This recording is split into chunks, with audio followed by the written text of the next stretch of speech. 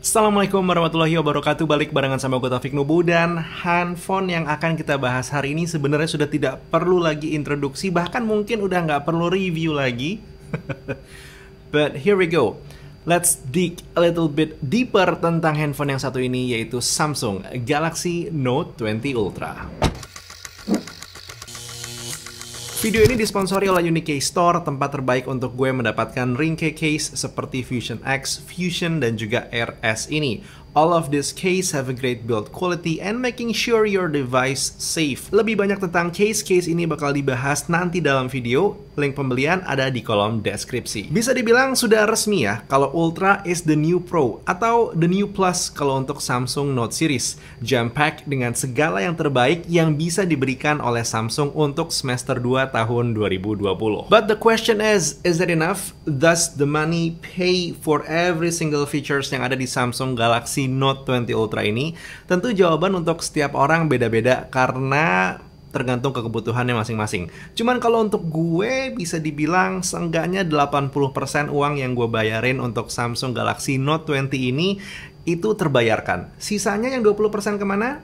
Sambil jalan gue ceritain kali ya. Pertama, kita akan clear kalau handphone ini adalah sebuah high-end device yang secara look mutlak mendefinisikan handphone dengan harga di atas 15 juta. Frosted glass back design, dilindungi dengan Gorilla Glass Victus, punya metal frame, crafted beautifully, ngebikin handphone ini walaupun dimensinya besar masih nyaman banget digenggam. Kamera bump yang Masya Allah tebal dan besar ini pun juga surprisingly tidak menjadi concern gue secara look. Malah hitungannya untuk looknya handphone ini di mata gue good. Dan gak itu aja, bentuk kamera bump ini sendiri ngasih efek incline pas Samsung Galaxy Note 20 Ultra ditaruh di area datar. Oke, sedikit informasi tentang kamera bumpnya. Di beberapa negara ada orang-orang yang mengalami Samsung Galaxy Note 20 Ultra datang dengan modul kameranya kemasukan debu. Ada juga yang setelah digunakan beberapa saat tiba-tiba kemasukan debu.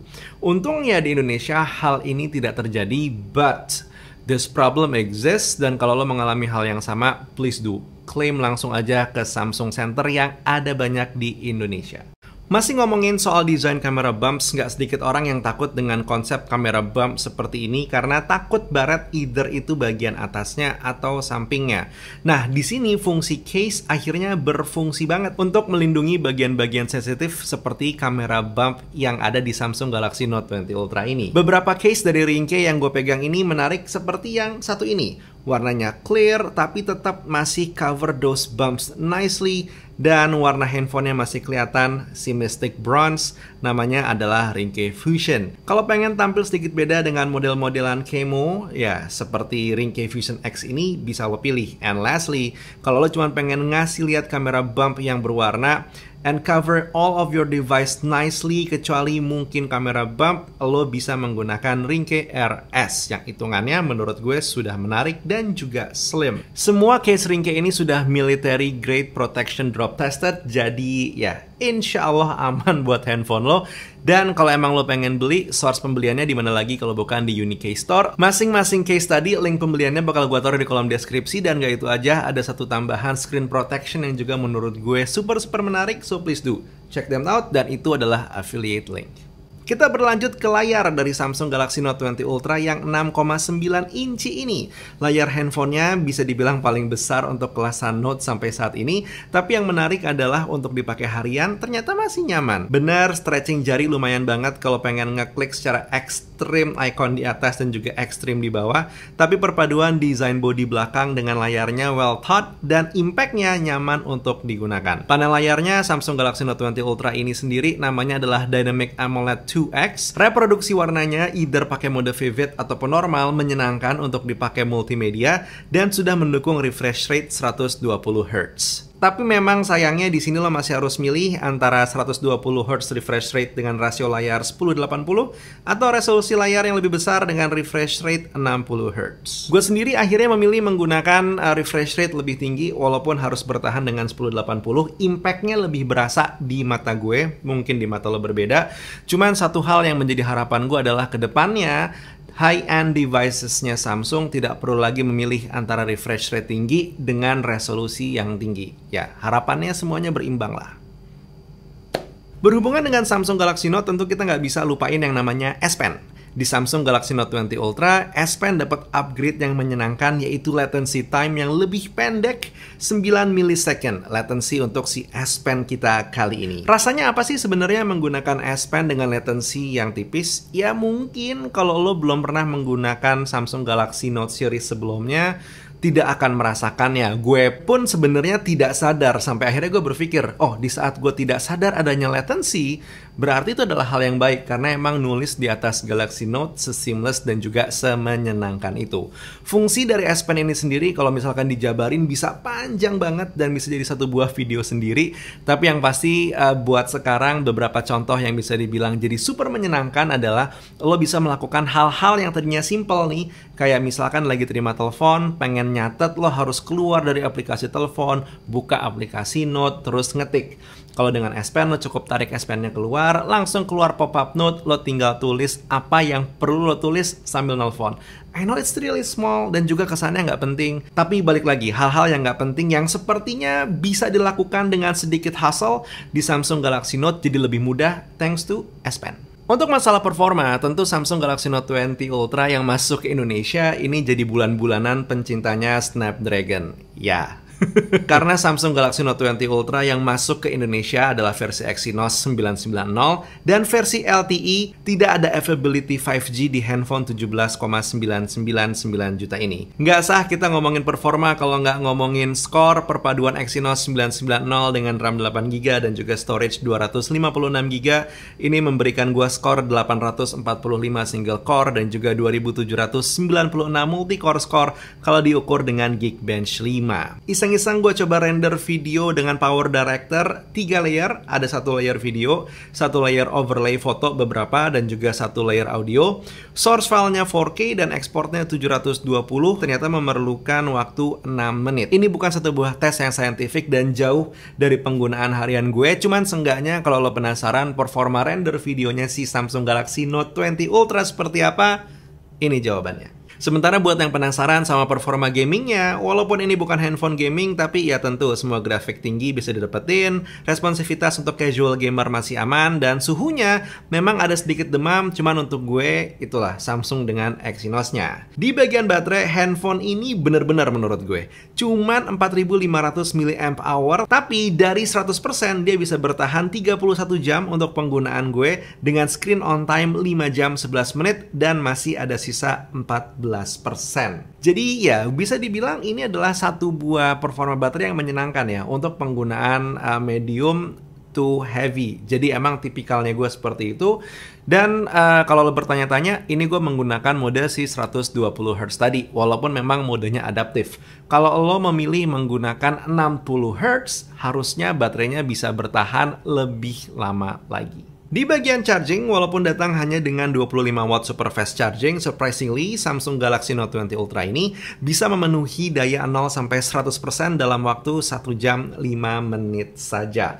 Jadi ini juga satu hal yang sebenarnya cukup menarik buat gue, walaupun bisa dibilang besar baterainya dan juga fast chargingnya ya mediocre. Banyak handphone yang lebih murah dengan speed charging yang lebih cepat, tapi somehow it just works. Terakhir yang pengen gue omongin tentu adalah sisi kameranya Samsung Galaxy Note 20 Ultra. Ya hitungannya udah flagship sih, 108 megapiksel main kamera, 12 megapiksel ultra wide angle, 12 megapiksel kamera tele, dan juga 10 megapiksel front cam. Seluruh hasil foto yang gue dapetin ini gue happy banget sih. Warnanya keluar, dynamic range-nya luas, gue bikin konten video unboxing juga gue ngerasa aman-aman aja. Dan yang bener-bener menakjubkan sebenarnya adalah mode pro-nya, baik itu untuk video ataupun untuk foto. Lo mau bake color in post bisa, mau bake color in kamera langsung juga bisa, lo mau pilih source audio juga aman-aman aja. Intinya semuanya serba menyenangkan lah kalau lo pakai mode pro.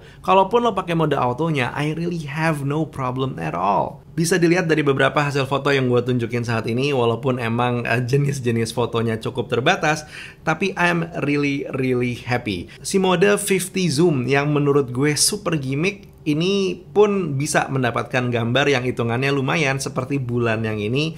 Jadi ya overall kameranya sudah bagus, kelasnya kelas flagship, dan bisa dibilang ini semuanya adalah penilaian awal gue tanpa pixel peeping. Jadi ini adalah foto yang konsepnya apa adanya atau point and shoot. Untuk stabilisasinya gue menemukan it works flawlessly di mode 1080. Masuk ke mode 4K gue bisa merasakan stabilizernya mencoba bekerja tapi tidak sebaik di mode 1080. Bisa dibilang lumayan berasa. Gue tahu pembahasan kameranya bukan yang paling dalam, tapi ya ini adalah satu buah handphone flagship, jadi performa kameranya pun juga udah jelas hitungannya flagship. But however, kalau lo ngerasa gue perlu ngebahas lebih dalam lagi soal kamera, silahkan tulis di kolom komentar. I'll be waiting. Nah, by the end of the day, dengan lebih dari 5.672 kata yang gue ucapkan untuk mendeskripsikan tentang si Samsung Galaxy Note 20 Ultra, gue tetap dengan pendapat pertama gue bahwa si handphone yang satu ini itu membayar 80% uang yang gue bayarin. Sisa 20%-nya adalah hal-hal yang bisa dibilang keluhan-keluhan yang mungkin berbeda lah untuk beberapa orang.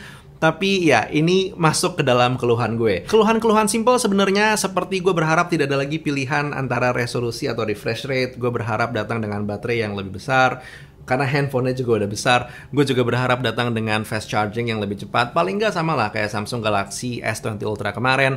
Nggak ketinggalan. I really hope dia datang dengan satu buah prosesor yang lebih common. Ya, ngerti kan mata gue kedip?